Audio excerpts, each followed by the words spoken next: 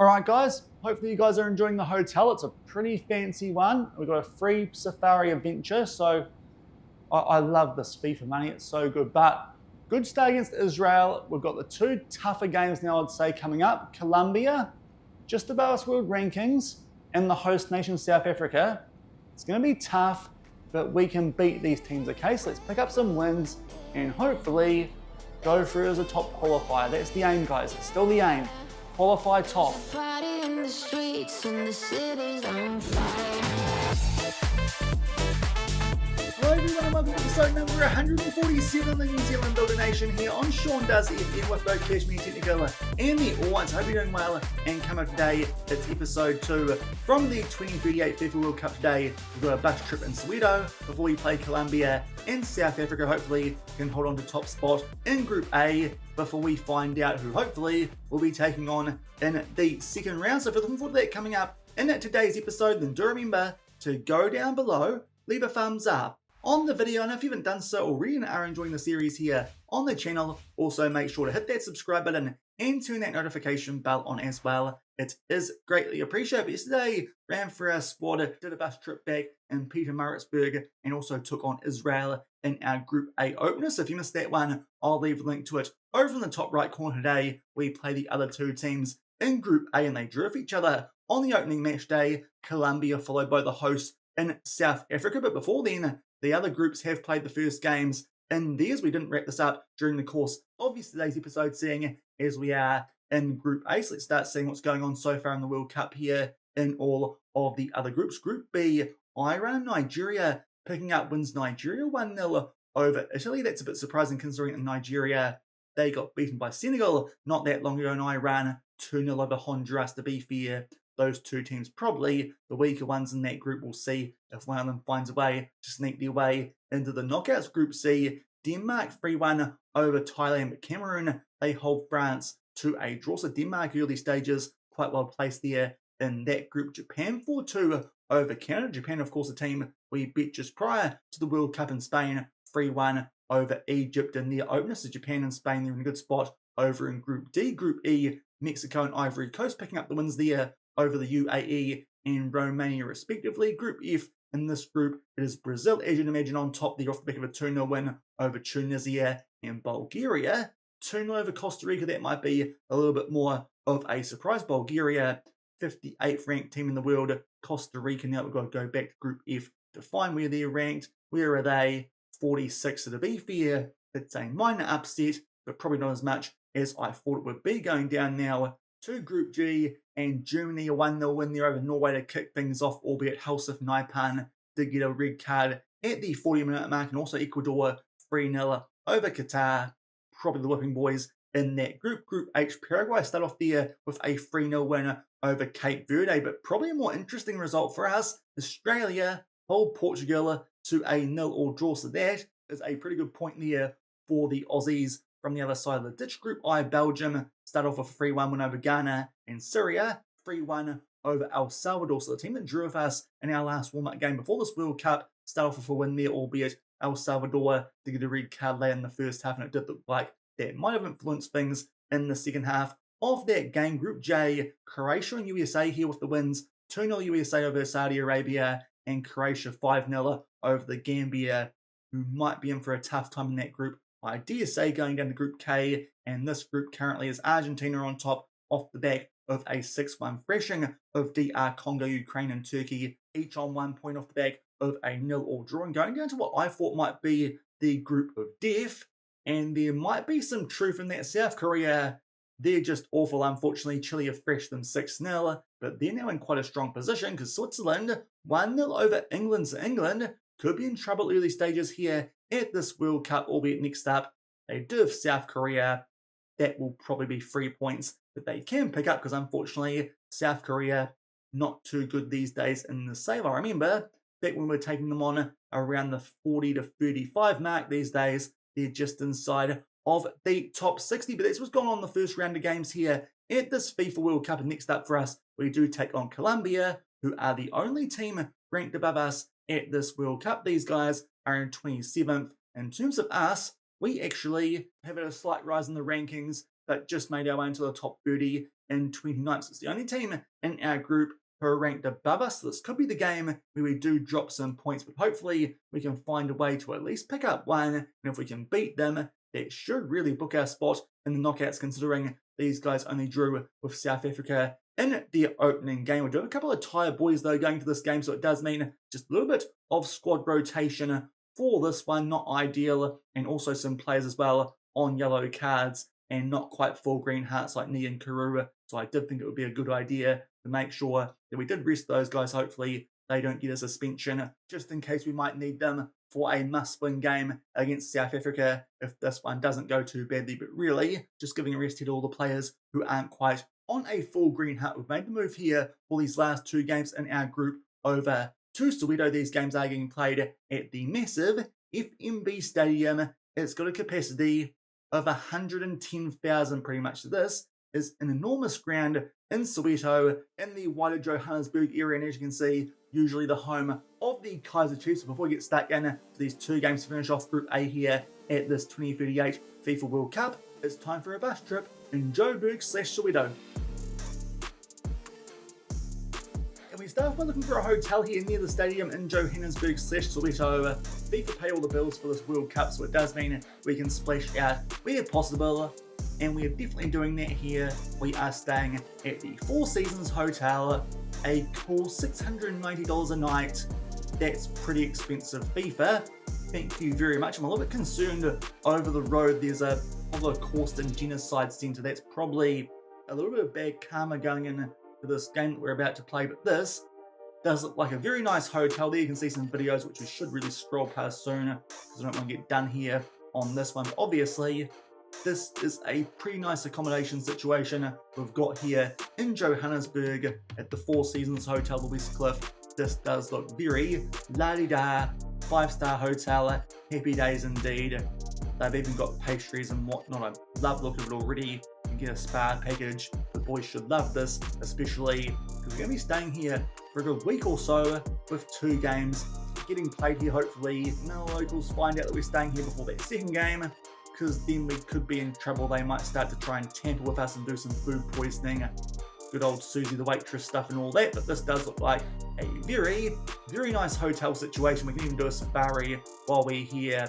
I'm sure FIFA can cover that, or maybe even New Zealand football as we go in search of the big fight. But there's our accommodation situation now. It does mean this bus trip is a little bit longer than what it would have been if I stayed at that little casino place down there, which was a lot closer.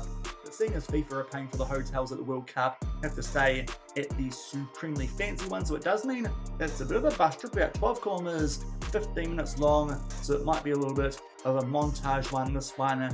But it should be a goodie as we have to make our way through the centre of Joburg before going down to the FMB Stadium. So let's start to zoom in here on where we're staying for these couple of games coming up in today's episode. Now let's start to look at what life does look like outside of the Four Seasons Hotel. Once I actually zoom in enough so we can actually start to get this bus trip underway, he says, hopefully, because there should be some street view in South Africa, and thankfully that is the case. And already these guys are ready for World Cups because they have got armed reaction security services looking out for us all whites, and that's going to be very important.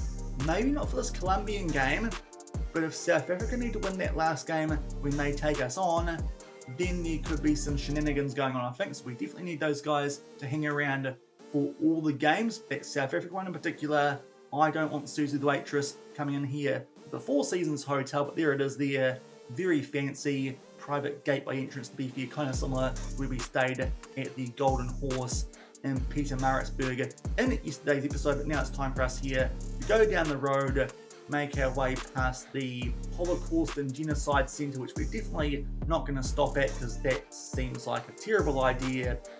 Yeah, we won't even touch on that at all, but we'll just start to make our way here towards Johannesburg and to the FMB Stadium for these big couple of Group A matches. And so far, not a lot popping up here on this bus trip. We're just making our way here down Jan Smuts Avenue, which does take us a bit closer towards the town of Johannesburg itself, but really not a lot going on here. Unfortunately, got some signs there for politics, which we never like here in these videos, but to be fair, the roads here look a bit nicer than what we were driving on in Pietermaritzburg yesterday, so I think that's definitely points here for this bus trip, which you'd imagine would be the case though, because we're staying at a far fancier hotel. But so far, just been this the whole way. A little bit of greenage, but really just plain old roads, a few houses here and there, but not too much else. But hopefully it'll change soon once we make our way into Joburg. And we're still on Jan Smuts Avenue, but now it's time for me here to make a very, very intricate turn coming up, which I'm a bit concerned about here. So I think I should actually be on the left-hand side of the road. Oh dear, we're going to get stuck below a bridge again. So just give me a second here. These blooming overseas bridges, they always collapse on me. Okay, now I think we're good now. I've made our way through a bit of a chicaney thing now to go through there, which just collapsed on me. These blooming overseas bridges, not too great. But we start to make our way past a bunch of the boys' signs there.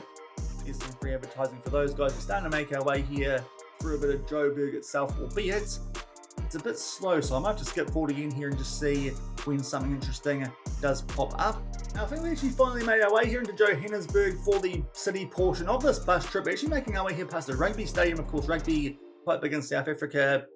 I know that because I'm a New Zealander, hence all the Susie the Waitress references from back at the Four Seasons. But there is the home ground of the University of the Witwatersrand something. I can't see the whole of that sign, but there's a little stadium there for rugby. It's certainly not a super rugby or used to be super rugby stadium, but it's a rugby stadium. I thought there was a bigger one nearby, but I can't see it too well with what we've got to work with here on street views over in South Africa. But there is a rugby ground in South Africa, seeing as they're the world champs and all that.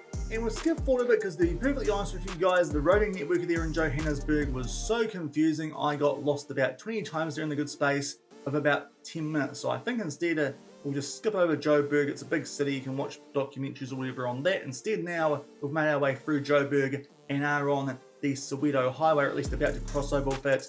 Now you can see the road a little narrow, and to be fair, I'm hoping our minibus can actually fit under here, but hopefully if that can there, we can as well. Let's make our way here under this bridge. We're very good at going under bridges, just not over them. And soon, crossing over there with the Soweto highway, that will be it there, to be fair. Probably a bit safer, as we can see an event there that's taking place at the stadium that we're about to play at, but we should soon be getting a bit closer to this FNB stadium for these games against Colombia and South Africa. And indeed, we have eventually made our way here to the FNB stadium. Unfortunately, to cut out probably most of the interesting stuff on that bus trip, but seriously, those roads in Joburg, they were just all over the shop, and there was lines, and I couldn't tell where we were supposed to be going, so I just thought it'd be easier to skip through Joburg for this one. But there you can see the FNB stadium. It's freaking enormous. It sits about 110,000 people, so this is a ginormous stadium. Oh, the noise that will be coming from this place when it's full of all the vuvuzelas.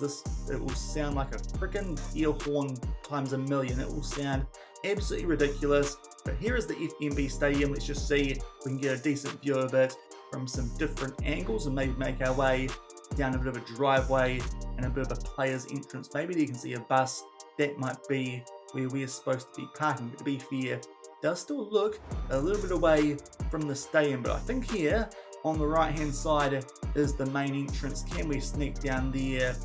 No, we can't. So I think that's about as close as we can get here for this bus trip. But obviously, this is a massive stadium. Wouldn't be surprised if this is actually where the final does get played for this year's World Cup in game. Let's try and find some pictures from the inside of the stadium itself. And I think this is a pretty good one, to be fair. It's the first one I found. This place is freaking enormous. Look at the state of this Coliseum. I think this might be bigger than some of the stadiums that we saw back at the World Cup we play in America, which is saying something, but this is giant. Home of the Kaiser Chiefs. Seriously, if they can sell this place out, then fair play them, because this is enormous. For our next two games here at this FIFA World Cup, first up Colombia. It's a clash between the two teams who really should be getting out of this group.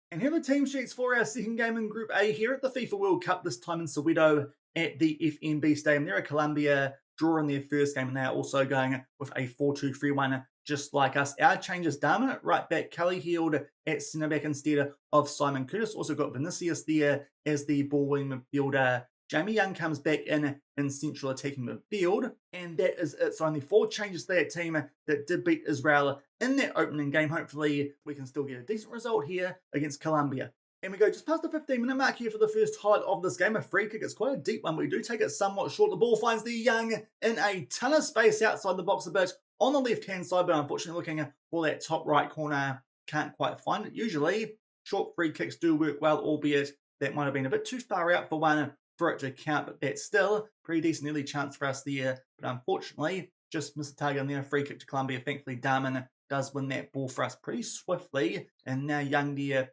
does find Justin Keat, thankfully holding up quite nicely, coming back from that big injury that he did have prior to this World Cup, and we do keep the ball here quite nicely. Darman plays the ball forward. Rather fortunately, Young actually wins the race to that ball, albeit can't quite link up there with McDonald, but we now find Pickering down our left-hand side, beats Mora from a very tight angle. Cornelis Beale there just does enough with that pass to find Josh Pickering, the man from Porto. So really, our big game player here with the All Whites, the only guy who has regular experience in the Champions League, but that's a really nice touch there from Pickering to take that one past his man and then just gets that on the right side of the defender to make that a bit too difficult for Mora to stop. It's a decent start here, just shy of the half-hour mark. We go 1-0 in front. And just about to make our way into the last 5 minutes here of this first half, there is a throw into Colombia. Thankfully, poor pass there on Adam White, who is easing off tackles on a yellow card, so he'll probably come off at half-time, but wins that one back for us. And also Justin Keat on the board there, as you can see, with an orange injury, so he might also need to come off at half-time, but thankfully,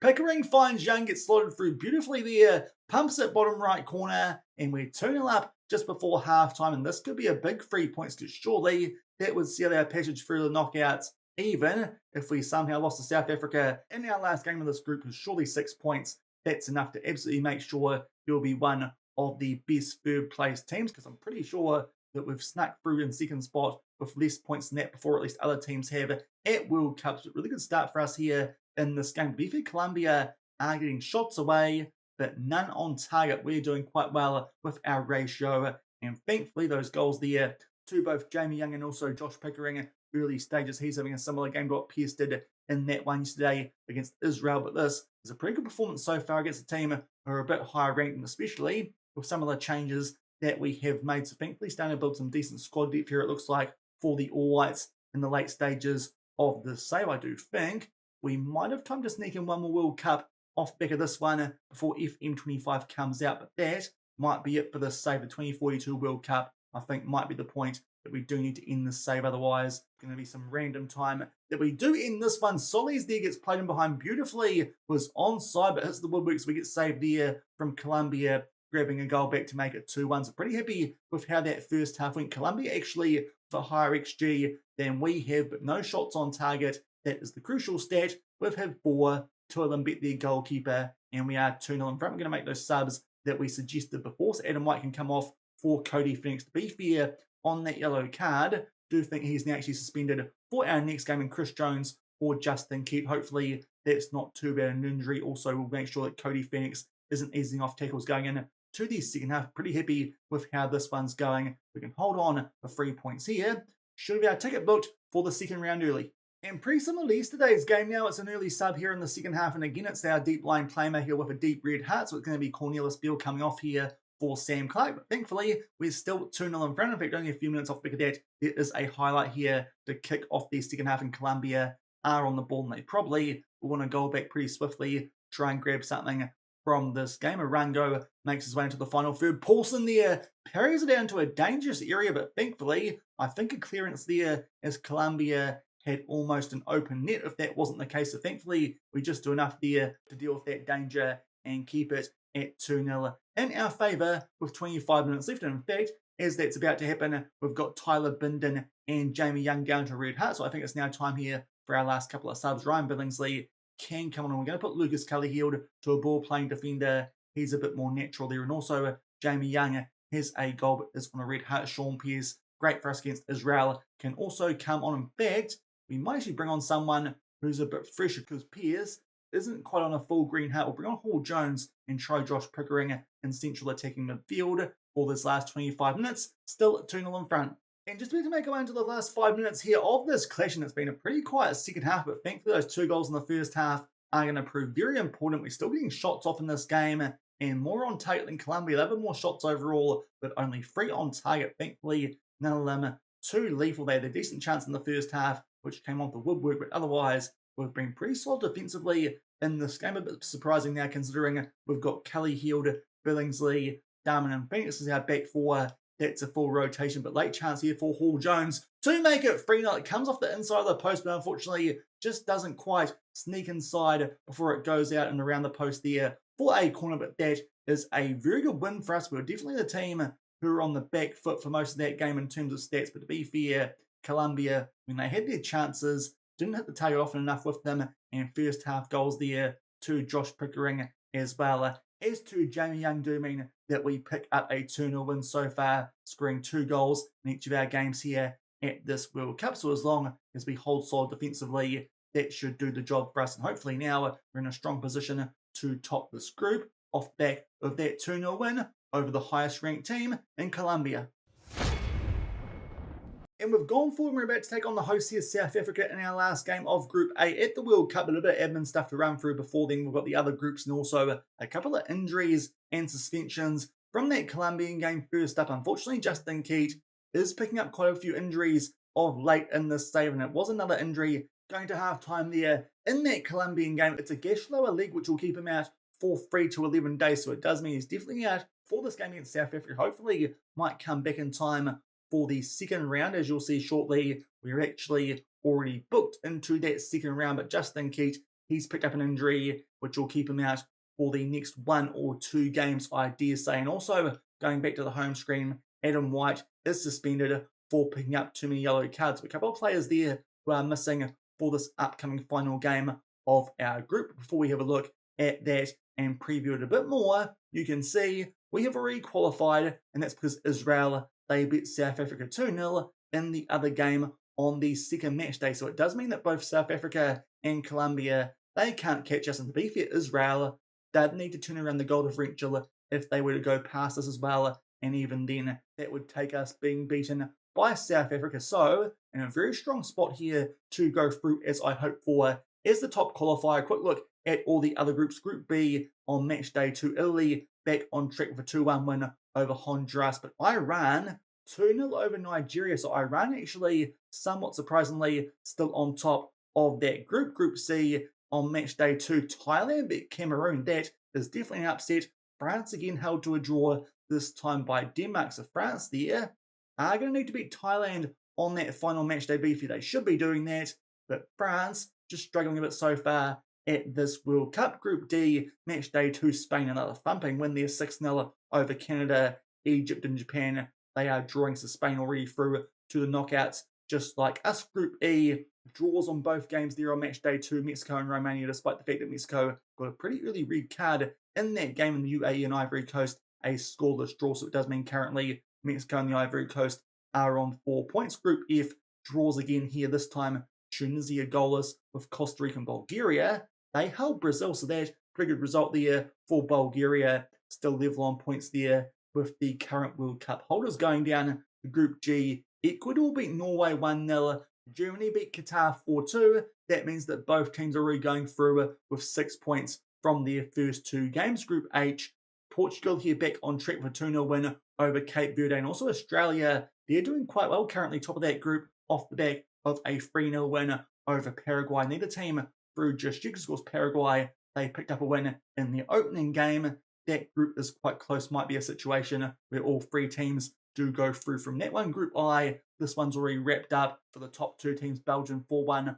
over El Salvador and Syria. 2-0 over Ghana. So again, that draw against Syria, which I thought was a bit disappointing going to the World Cup, actually not too bad because those guys are doing a good job. Group J, there was a draw there between the USA and Croatia. Those 2 teams on 4 points, but Saudi Arabia right back in it now off the back of a 2-0 win over the Gambia. To imagine USA well placed to top that group because they have got the Gambia in their final match. Group K, Turkey picking up a 1-0 win there on match day 2, while Argentina were held 0-0 by Ukraine. So it does mean Argentina and Turkey on 4 points, Ukraine on 2 points. Those teams could still go through into the knockouts. In Group L, which I thought was the group of death, Chile actually looking quite strong off the back of a 2-1 win over Switzerland. England back on track with a 3-1 win over South Korea. that England-Chile game, pretty big on the final match day, because you'd imagine that Switzerland, they beat South Korea, who unfortunately aren't that good these days, and look like the whipping boys there of that group of death. But the main thing going into this final match day is that we're already guaranteed to be in the knockouts of this World Cup, so it does mean I can rest some players who are sitting on yellow cards. Going into this one, which is of course against the host nation in South Africa, but to be fair, these guys were the third lowest ranked team from this group and 43rd in the world. They will have some half-decent players playing over there, it looks like, in the UAE, Saudi Arabia, and also a couple in the South African League there. Their vice-captain at Supersport United, no doubt, of a bit of a home crowd advantage as well. But this should be a team, especially based on what we've done so far at this World Cup, that we can beat. So hopefully that will happen, even though we are doing a fair bit of rotation. But to be fair, doesn't really matter what we do, because already we're into the knockouts. Hopefully we can just do enough to make sure we go through as one of the top seeds.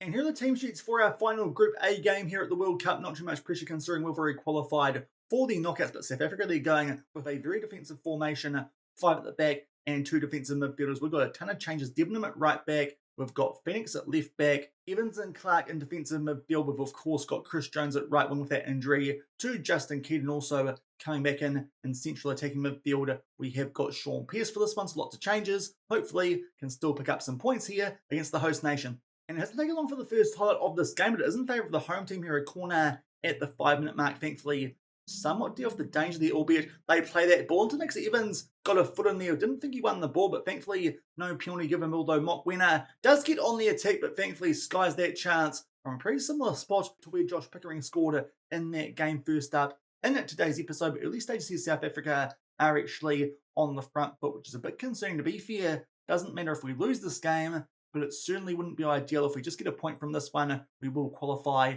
as a top seed for that second round draw, and that could be quite important because we could then get one of the third place teams in the next round, which should in theory be a bit easier. To be fair, Paulson there, not sure if he had that one covered. It almost looked like he went early for that header, but thankfully it went just over the bar. But early stages of South Africa on the front foot, but thankfully still 0-0. Albeit, thankfully, next highlight does look like we are now on the front foot. A corner in our favour. Pickering trying to put that one into the mixer. It goes back out there to Chris Jones, who hits it on the volley. It rockets in with some help from the underside of the crossbar. For some reason, here we are waiting for a VAR check. Surely nothing doing there, and we can celebrate their goal, because that is an absolute screamer that from Chris Jones coming in for Justin Keaton. Indeed, that is the case. Pickering puts this corner towards the far post for Bindon. Gets headed away, but Evans there heads it down for Jones, and that is an absolute rocket.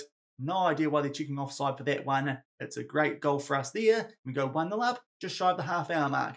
And it looks like there'll be all the action for the first half in this game. So thankfully, off the back of that hot start that South Africa did make, we did hold on to our clean sheet, and Chris Jones with a stunning volley there, albeit with some help from the underside of the crossbar, did put it away. Now, Louis Evans has picked up a yellow card in that first half. We're going to play things safe here, take him off, and that won't be for Marcus Vinicius, because he's actually sitting on a yellow card. So we have to bring on someone different here in the balling midfield role for the latter stages of this game. So I think Kenny Cowie can get some game time. He's probably not natural in that position. We'll just see if Sam Clark might be better suited. Not really. To be fair, Cowie is a bit higher rated as a deep line playmaker, but I think we'll just make a straight out sub there. Cowie can come on as a balling midfielder for the second half, but thankfully that Chris Jones strike, that absolute thunderbolt from just inside the box from that corner, that is the difference maker. 1-0 up here at half time.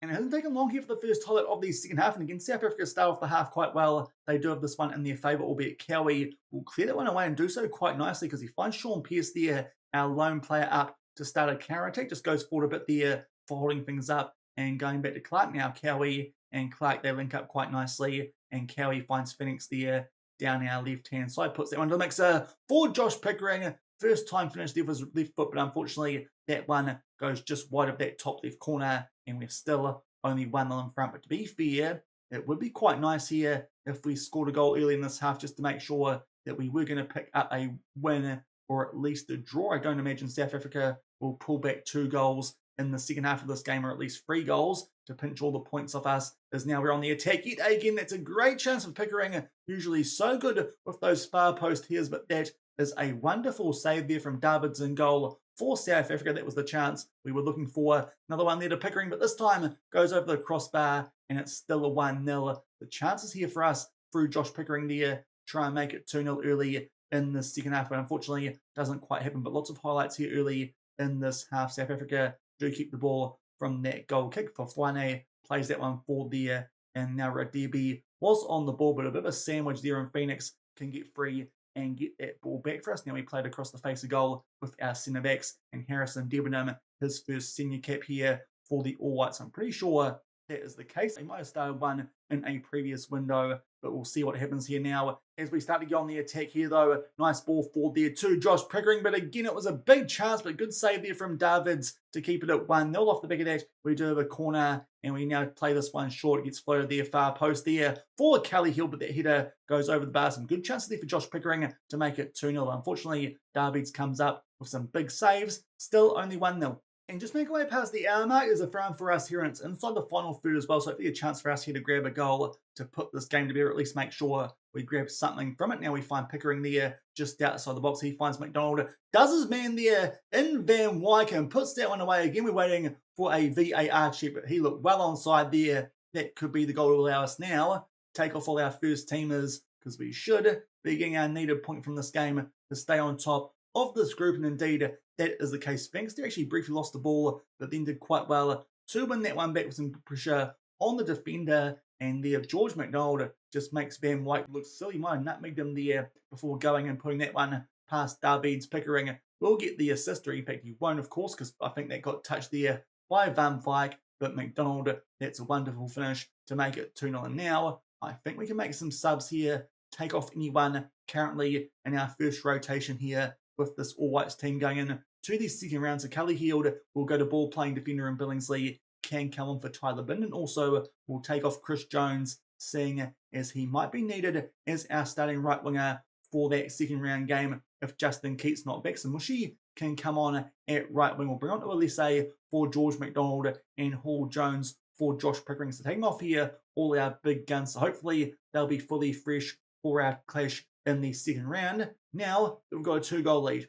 And just about to make our way into the last 10 minutes of this game, there's a free kick for us here, albeit whoever's going to take it's waiting for something to happen there in the back half of the field. He's just standing there facing the wrong way. Colombia are actually beating Israel 2-1. To be fair, even if we did lose this game, I think we'd still be going through as the top qualifier. But it's a short free kick. We find Alise, who fronts Gabriel Mushi, who's definitely on debut in this one. It's a debut goal. 3-0, and we are giving the hosts here a bit of a lesson in front of their home fans. No doubt this is going to be a bit of a rough bus trip home, because there's going to be some angry South Africans, because we're about to knock them out of this World Cup with a debut goal there to Gabriel Mushi. And we make our way now the last 10 minutes of this game with a 3-0 lead. South Africa did have their chances quite early in both halves, but thankfully we've just found a way to hold on to our clean sheet. Pretty similar actually to that Colombian game, and we took the chances when we were on the front foot. To be fair there, based on match momentum, we were actually on the front foot for most of that game, and thankfully made the most of it. Chris Jones,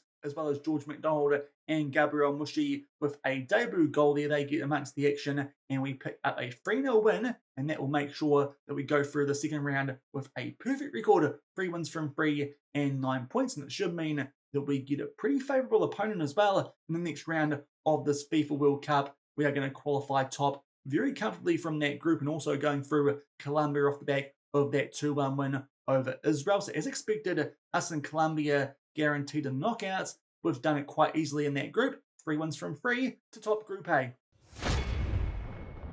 So that's the group stage of the World Cup here done for 2038, and thankfully it went about as well as I was hoping with the group that we did get given. To be fair, if we didn't finish top of that group, not too sure if we ever would, considering some of the tougher groups we've had than that so far at World Cups. In this save, but a perfect 9 points from 9, we going through on top. Colombia also going through, as did Israel, with only 3 points. So to be fair, didn't take too many points into the knockouts of this World Cup. That goal differential, not too bad for Israel. South Africa, the only team to not go through from our group, and they were the host nation. Group B, another group where 3 teams go through. Iran actually topped this group. They picked up a draw against Italy to make sure they went through. Top Honduras beat Nigeria on the final match day, and they go through over them. even though their goal differential was -2 Italy, they did sneak through as a second qualifier with the 4 points that group. But of a surprise that Italy didn't top it, and also that Nigeria did get knocked out by Honduras going down to Group C. France did beat Thailand 4-2 on the final match day, and they do go through as a top qualifier. Denmark go through as well with 5 points, in Thailand they just miss out because of goal differential. Cameroon finishing bottom of that group. That's the first group so far where only 2 teams did advance. Group D, 3 teams came out of this group off the back of Egypt and Spain picking up wins on the final match day. Spain, the most impressive team so far with their goal record. They go through as top qualifier. Japan and Egypt on 4 points, and second and third respectively. Canada, they can go home with their drones. Group E, Mexico topped this one with 7 points off back of a 2-0 win over the Ivory Coast, who did still go through as one of the best third place teams, but the UAE with a 3-0 win over Romania went through as the second qualifier. Going down to Group F, Brazil and Bulgaria are the only 2 teams going through because they both picked up wins over Tunisia and Costa Rica on that final match day, so both those teams were impossible to split there in Group F, but Brazil go through as the top qualifier for some reason. Group G, Ecuador topped this one. They drew with Germany on that final match day. Their goal differential just a bit more superior, so Germany only get out of that group as a second qualifier. In Norway, they just sneaked through into the knockouts off the back of a 1-0 win over Qatar. Group H, this is a group where only 2 teams went through, and it was Australia and Portugal. They backed up that first day draw with wins in their next 2 games. Australia 4-1 on the final day over Costa Rica, and Portugal 3-0 over Paraguay. So Australia, they go through as a top qualifier, just like us A-League. So big Group I, Belgium with a perfect record. They topped that group. They finished it up with a 3-1 win over Syria, and Ghana, they drew with El Salvador, which did mean that Syria still go through as a second qualifier. So good work there from that team that did draw with us in our last warm-up game before this tournament. Group J, 3 teams going through here. Croatia and the USA, as we expected, and the Gambia, they got knocked out. Saudi Arabia got beaten by Croatia on the final match day, but just enough to go through as one of the best third place teams. Group K, another group where 3 teams go through. Argentina topped this one off the back of a 1-0 win final match day over Turkey. Ukraine finished second after beating the DR Congo 2-1, despite the fact that they were actually down to 10 men the last 15 minutes of this game. Still found a way to pick up a winner, and Turkey, they go through in third, but to be fair, that was pretty comfortable with 4 points in that one. And going down to Group L, which I thought was the group of death. Not really, when there's 3 teams that can go through from groups. All the decent teams going through. South Korea, they got beaten by everyone, and all the other teams picked up 2 wins. Not really a group of death. Switzerland 4-2 over South Korea, and England 1-0 over Chile. It's a bit of a surprise, especially considering they got a red card just before half time. So a bit of a surprise that England did beat Chile, considering how well they were going before that final match day. But it does mean that England are a team that we could actually take on in the knockouts, because of course we went through with a perfect record from our group. England, they're one of the third place teams, so in theory you'd hope with our record we'd actually get a team who did finish third in their group. We've also had a rise in our world ranking. I can't show you that yet though, because the draw's actually already taken place, and that would spoil who we're playing because that's on the nation page. So it's time for us now to have a look at who got who in the second round. And we're the first team drawn. We got Denmark. So that's who we've got here in the second round. To be fair, don't know if finishing top of our group benefited us too much, because they finished second in Group C. So for some reason, we weren't taking on a team who finished third in their group. They finished on the same amount of points as France.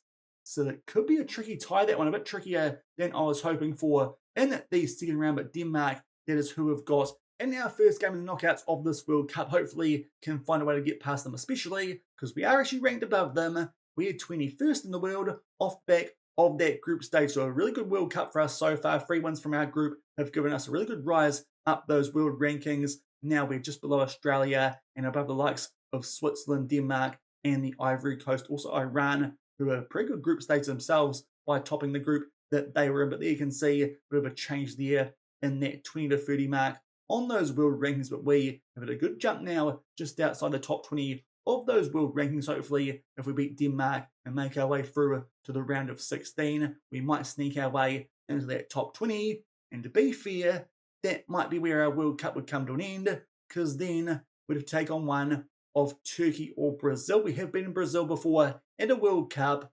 but this time they are the defending champions. But the second round draw for the World Cup, we've got Denmark, and there are all the other ties. UAE, they take on Japan, Norway, Iran, Turkey, Brazil, obviously, that's the big one we keep an eye out on. Italy play Colombia. So to be fair, that's interesting how Colombia have also got a team that finished second in their group. Saudi Arabia, they play France, England, Mexico, Spain, Bulgaria, Syria, Ecuador, Ukraine, USA, Israel, Australia. So Australia, they get the third place team from our group. That's a bit harsh because we got more points than them. But anyway, Chile take on Egypt. Portugal, Germany, that's a massive one this early in the tournament. Honduras, Belgium, Ivory Coast, Argentina, and Switzerland will take on Croatia in the second round of this 2038 FIFA World Cup. But I think that will do it for today's episode. It's been a bit of a long one for me, but we did make our way through it with a perfect record from Group A. If you enjoyed it, then do remember to go down below, leave a thumbs up